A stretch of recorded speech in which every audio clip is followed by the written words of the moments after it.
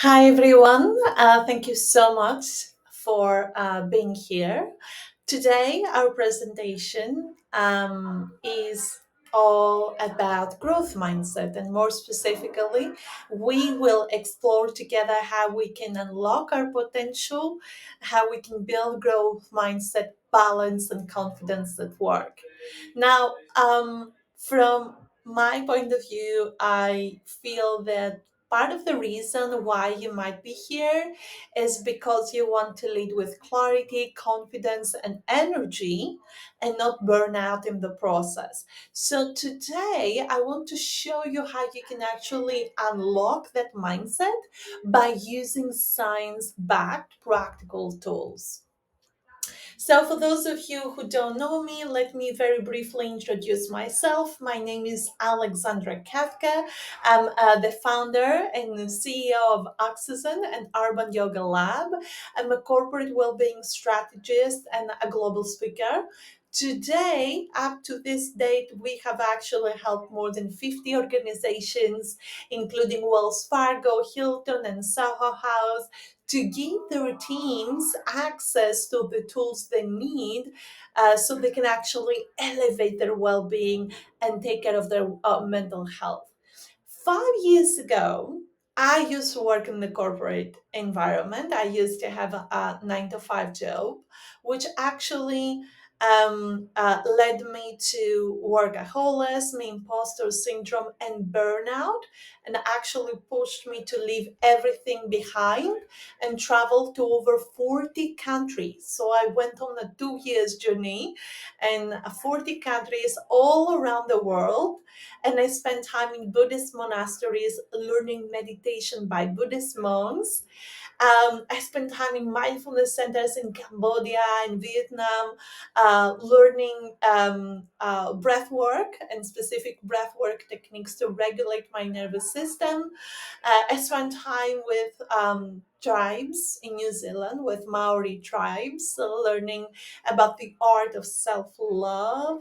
And then I ended up at some point in California learning by elite athletes how to hack sustainable high performance via evidence based well being tools. And that's exactly what I'm here to show you today, right? Because I am a firm believer that we can actually train our mind for growth exactly as we train our body for strength. So, I want you to think a little bit about what have you done recently that energized you. And when I say energized you, I mean mentally, right? And just take a few moments to think about it. And on top of that, I want you to actually ask yourself, how very often do you train your body? And then how very often do you train your brain and how? So the reason I'm asking those questions is because so many of us, we might take time during our days, day to day life, during the week to go to the gym or do a yoga class or a Pilates session. But the question is, how very often do we create a time and we make space to actually make our minds, our brains stronger? So, when it comes to the agenda today, here's what we'll cover. First of all, shifting from survival mode to growth mode, mindfulness tools to manage stress and boost focus, tools to build confidence through the power of visualization. Now, our today presentation, because it is all around growth mindset, I want to speak briefly about Gen Zs and Gen Zs in the workplace. uh, so many of my programs and presentations are actually focused on this specific audience. So if you are a Gen Z or an early millennial, um, it is actually proven that you are one of the most creative, tech savvy, and driven generations. But according to studies, we find that confidence, resilience, and fear of failure are common challenges. More specifically, we see, according to research, that 40% of Gen Z employees are more likely to show resilience when faced with failure, and 34% are more likely to feel a strong sense of ownership and commitment as long as they adapt a growth mindset. Because those who do not adopt a growth mindset, 46% of Gen Zs, they experience stress or anxiety most or all of the time. So that means that 1 out of 2 Gen Z employees are constantly stressed, overwhelmed, anxious. But if they have the opportunity to adopt a growth mindset, the studies show that they become more resilient, they have a strong sense of ownership, a strong sense of commitment. Now, you may ask, growth mindset sounds great, but what is it? What's the definition? So, this concept was coined by the psychologist Carl Dweck, whose definition was a growth mindset is the belief that your skills and intelligence are not static, and your intelligence and your skills can change over time. So your talents can be developed through effort, learning, and persistence. May I say that in simple terms? It comes down to the phrase, I may not know it yet, but I can learn. I can learn. So it's this kind of mindset where we embrace a can-do attitude, right? So more specifically, you can see here some examples when it comes to growth mindset and fixed mindset. You can find some of those differences. For example, when you are embracing a growth mindset, you embrace challenges. Whereas if you embrace a fixed mindset, you avoid challenges at all costs. So um, now, I want you to just write down on a piece of paper from 1 to 10. How would you rate your growth mindset levels right now? Now that you have a good understanding of the definition and maybe a little bit about the benefits, what are the key elements that can make growth mindset a superpower? So just write from 1 to 10. How would you rate your levels? Now, from survival to growth mode. Now, let's say that so many of us, we haven't yet embraced a growth mindset, right? So we might ignore feedback, we focus on proving ourselves, we might give up too easily, especially when things are tough. Our talent and intelligence are static, and setbacks, we see them as personal failures. So let's say that we haven't yet embraced the growth mindset, and we're still on a fixed mindset kind of situation. So, how can we go to the next level?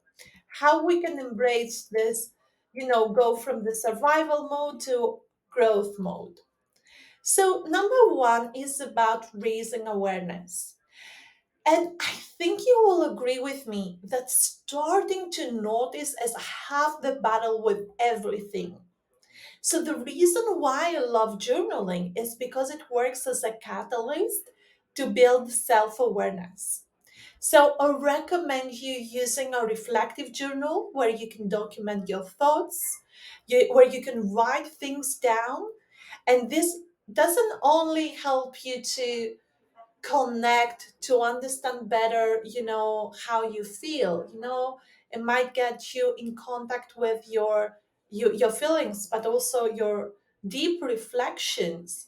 But part of the reason why I love so much journaling is because it provides a tangible record of your growth over time. Now, I know some people find it hard to do journaling on a piece of paper. So, if this is you, highly recommend you to try voice recording. And that's how I do it. I actually do voice recording my journals while I'm on the way, or if I won't have time, or if I travel, it makes things more easier. The next thing I want to share a little bit about journaling is it's really important to keep in mind that can help you with better self-awareness, mental clarity, but also helps you to turn insights into action. So, to get the most of this reflection questions, just set aside some dedicated time each week and make sure you consider integrating these reflections into your routine. So, it might be something like a weekly review or a monthly review where you do a check in at the end of the week or at the end of the day. And I highly recommend you treat this time as a formal meeting with the most important participant, yourself. So, by consistently practicing journaling, as I said, it will help you to track your progress, recognize your patterns, the things that might trigger you, but also help you to make better decisions in the future. So imagine that this is like a tool where you in actively investing in your long-term growth and resilience. The second thing I want to mention about journaling is that it's really good idea to set actionable and measurable goals. So it can be really beneficial if you use a blend of structure frameworks like SMART goals, SWOT analysis, or personal development plans. Now, for those of you who might, as I said before, do not enjoy to write down your thoughts, you can use any other tools like tech tools available. So you can use OneNote or Notion or Bloom. So here I have a few kind of brands that you can actually check, and most of them are for free, so you don't have to invest financially. And the last thing I have to mention when it comes to journaling is just be honest and kind with yourself, because discipline and hard work do not require self judgment. So there are no right or wrong answers when it comes to journaling. Just reflect on each question as thoughtfully, as mindfully as you can. And here I have included in this presentation a few questions where you can ask yourself and you can start journaling, from today onwards. Here you will find something else that I highly recommend, and every program I organize, I highly recommend employees doing. And this is top tests to discover what you're great at and your purpose. And your purpose. And let me say something. Our purpose is not something static. My purpose today is so different than my purpose 10 years ago. So that's why it's a really good idea to do those tests over and over again, at least once a year. Now, what I love about those tests is that they're free, and each of those tests has its own kind of superpowers. So it's a game changer. I highly recommend you do all five of them. So, number one, we have the Clifton Strength Test. This is really, really good if you want to identify your top natural talents. It's powerful because it helps you to reveal how you naturally think.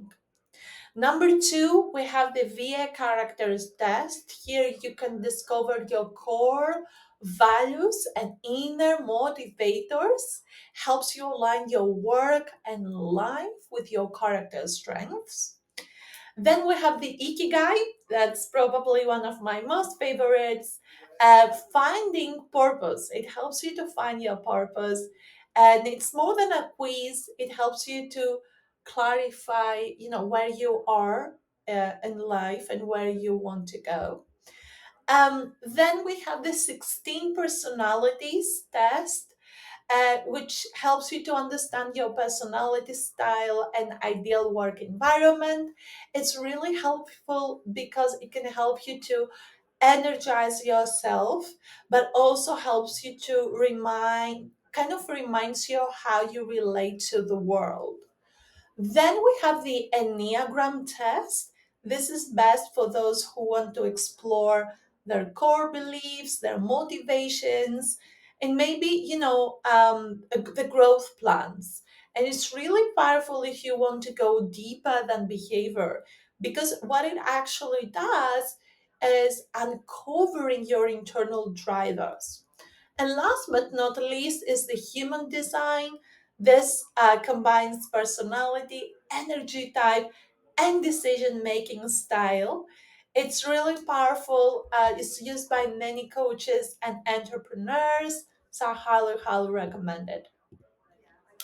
Now, when it comes to how we manage stress, because fixed mindset is so much connected to stress and anxiety. So, if we learn how to manage our stress levels, we are almost halfway there to build a strong growth mindset. So, I want you to rate on a scale of 1 to 10. How would you kind of describe your stress levels right now or recently? So, when it comes to stress, it's really important to remind yourself that breathing, the way you breathe might not be the right way. So, all I'm saying is you might not be aware that you do not breathe properly. So, I want you to imagine I want you to imagine that your lungs have those little hair on the top of your lungs, and those extract the oxygen. And you have less on the top of your lungs, and you have more on the bottom. So, what does that mean? Is that when you breathe in a more shallow, fast, kind of anxious way, right? What you actually do is you do not you're not quite getting enough oxygen in your system, okay? And as a result, because your lungs are not enough oxygenated, your body perceives that as a threat. So your body, feels like you are in some kind of danger. So it starts producing those chemicals, which we call the cortisol neurochemicals, which make you feel stressed and anxious even more, even more. So they actually increase your stress levels. And I want you to imagine you and me, we are out in the wilderness and we see a lion. Would we take a long, deep breath? We wouldn't. And what we would do, so when it comes to breathing, like, when we get stressed, we get to breathe like a prey animal. So, if we want to hack our stress system, my suggestion to you is to try to do the opposite. What do I mean by that? Try to breathe deeply, mindfully, slowly. And this is actually the secret of so many top performers. And I've met so many elite athletes who actually use breath work to stay cool under pressure. This is one of the most powerful stress reduction formulas. So if that's is kind of easy and accessible. How do we practice? What are the key steps?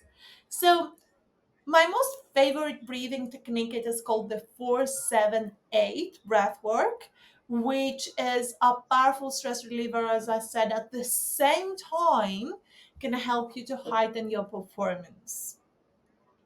So the way it works, first of all, it helps us to activate our parasympathetic nervous system, takes us out of our fight or flight mode, helps us to stay relaxed and feel safe within our own bodies.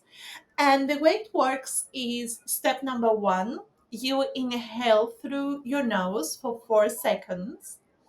Step number two, you hold your breath for 7 seconds. And step number three, you exhale slowly through your mouth for 8 seconds. So you want to practice this for 5 to 7 rounds. You can practice while you're seated, while you're standing, or if you can just lie down and practice. It's perfectly okay. And what I love about this practice is it doesn't require a special environment, doesn't require you to have plenty of time, doesn't require any previous experience. All it takes is mindfulness and presence and the willingness, the intention to just take care of our well being.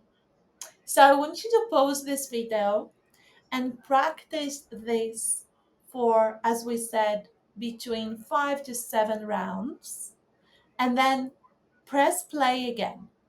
So take those 2 to 3 minutes to practice breath work right here, right now. Just, I want to show you how easy it can be, but also how powerful it can feel. Like, regardless, as I said, where you are or how much time you have available. So do it now. Now, on a scale of 1 to 10, I'd love you to rate your stress levels right now. And just notice, how does it feel now? Like, just to feel the sensations in the body, feel like your energy in the body, and notice, any kind of changes, you know? Um, and just write this number down again. Now, one of my most favorite quotes is by Martin Keep, who once said, "Home is where the nervous system feels safe."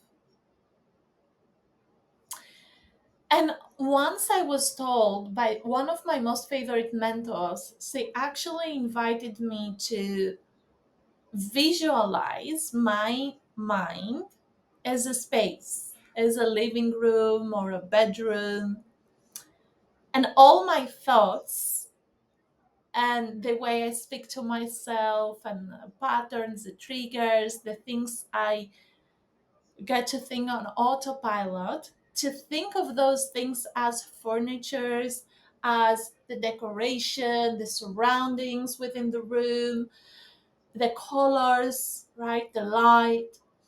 And she said to me, imagine this is the room, and here are all your thoughts in the form of those colors or furnitures or, ambience. Would you actually love to spend time in this room, or would you just like rather running away?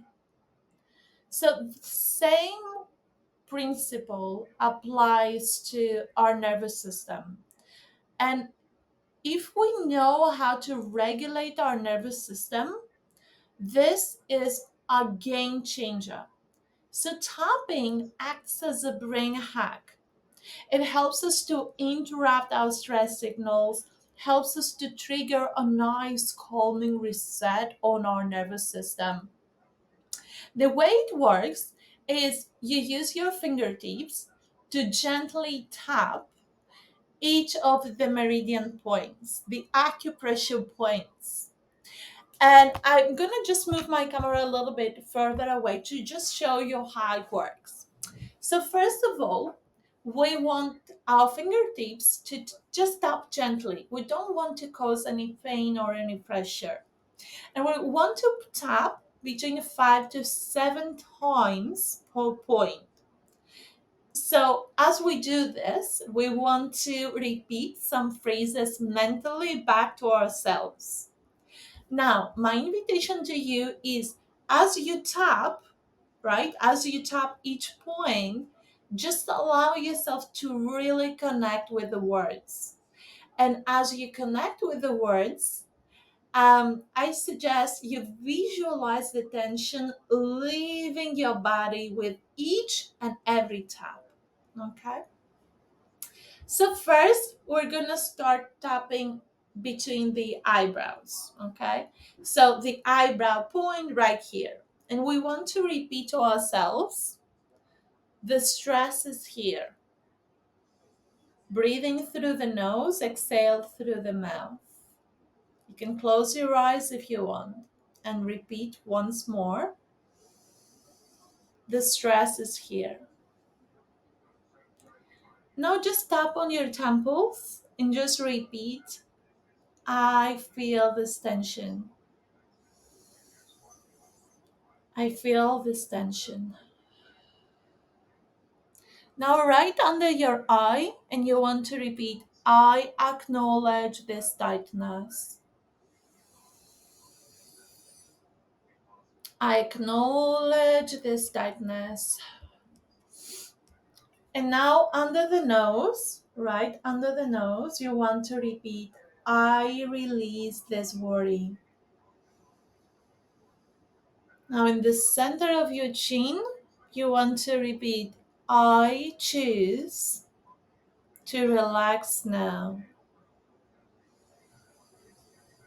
And now just across your collarbones, about an inch from the center, right here. We want to repeat, I choose to let go of the tension.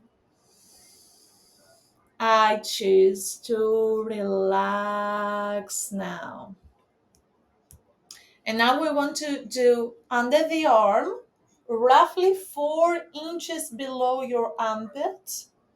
And you repeat here, I am releasing stress.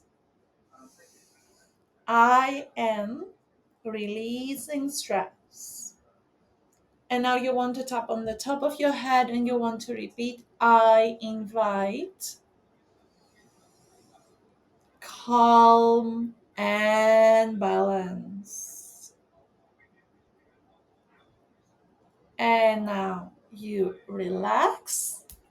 And all I want you to do now is just on a scale of 1 to 10, how would you rate your stress levels right now? And compare this number with the number you wrote down in the very beginning of our presentation. And just notice if there is any difference. This number and the way you feel, the way you think maybe at this moment. So tapping is a game changer. It's a game changer. It's something I highly recommend.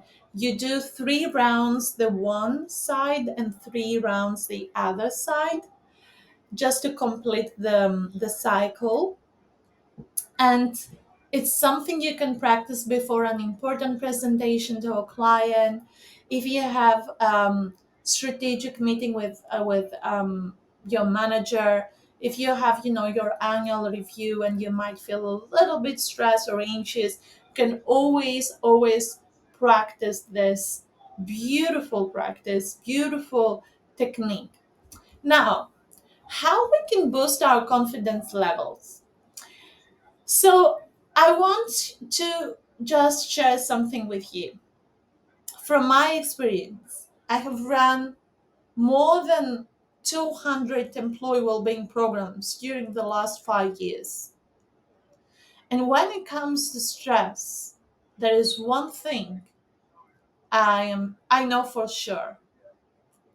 And it might sound a little bit controversial. Just stay with me. So nervousness and excitement are exactly the same emotion. Exactly the same. There is one subtle difference. This is the expectation, our expectation of the end result. So, if this is true, that means that nervousness is just excitement about something that we think is going to go really badly. And excitement is nervousness about something that we know is going to go really, really well. So, what I suggest you do, if you want to embrace a growth mindset, if you want to build resilience, if you want to boost and supercharge your confidence levels, I suggest you to create a positive expectation of the experience in advance. And how you can make this work? You can do this by practicing visualization or mentalization. And I know some people think this is very fairy, this is woo woo kind of new age kind of stuff. But may I say that just to highlight that some of the top Olympian performers, athletes in the world practice visualization. So first we have Michael Phelps. I just decided to include here four of those athletes, top athletes. So Michael Phelps is an Olympic swimmer, and before every race, Phelps mentally swims the race, stroke by stroke, turn by turn. He visualizes every detail, including how he will respond if things will go wrong. And guess what? In the last Olympics, his goggles got filled with water. And typically, this is the worst case scenario that can happen to any Olympian swimmer. There's no chance you can win the Olympics if this happens to you. And guess what happened? He won the Olympic gold. And he said part of the reason was because he visualized, he mentally prepared himself for this moment. Second athlete, Usain Bolt, he is a famous sprinter. What he does, Bolt uses visualization not just to imagine the positive outcome, but he uses visualization to imagine the crowd, the sounds, the light, his body's posture, crossing the finish line. And once he actually said, I visualize what I want, like a goal, and then I work towards it. And I always believe it's possible. Then we have Tiger Woods, who is a famous golfer. He is known for his intense focus. So Woods uses visualization before every shot. So he visualizes the ball flying, spinning. He visualizes where the ball will land. And why this works? Because golf is 90% a mental game. So visualizing precision helps him stay calm and confident. Last but not least, Novak Djokovic, my most favorite tennis player. He is known for his resilience. He is known for staying mentally strong, unshakable under any pressure. How he does this? He does this by practicing meditation, breath work, visualization before every match. And he does this because that helps him to anchor his mindset.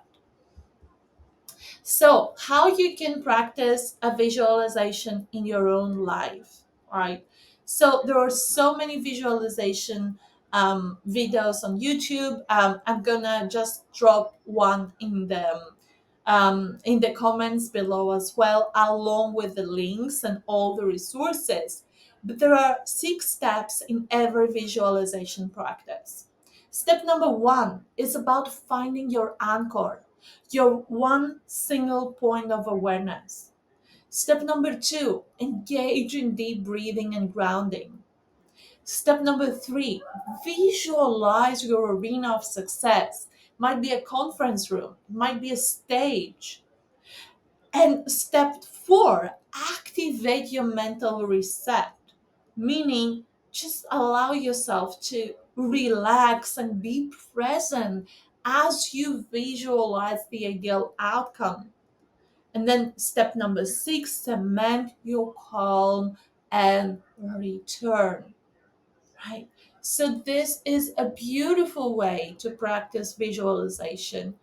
And of course, I'm going to share one visualization I personally recommend, and it's on our channel on Oxygen. But a little bit about what we covered today. I share with you a little bit of kind of theory around the growth mindset and what does that mean. A little bit like the links when it comes to the self tests. You can actually find out more about you, your strengths and your weaknesses. We did breath work, tapping. I shared with you some journaling prompts, and at the end, I just guided you through the step by step process of visualization. Now, my invitation to you is let's stay connected. Feel free to follow me on LinkedIn. My name is Alexandra Crisanti Kafka. I've recently published a book, a mini book, which is you can check it out on Amazon. It's also a journal, and it is called Restore Your Life in 21 Days.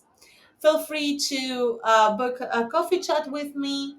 um, you can just DM me on LinkedIn, and here you can download our white paper on the future of work if you are interested in finding out more about the trends and the key challenges within the next 5 years. So if you have any questions, of course, feel free to email me, feel free to let me know or DM me. My email address is alexandra@oxygen.net. So thank you so much for staying and just go through this presentation with me. And I look forward to see you on my next session. Bye, everyone.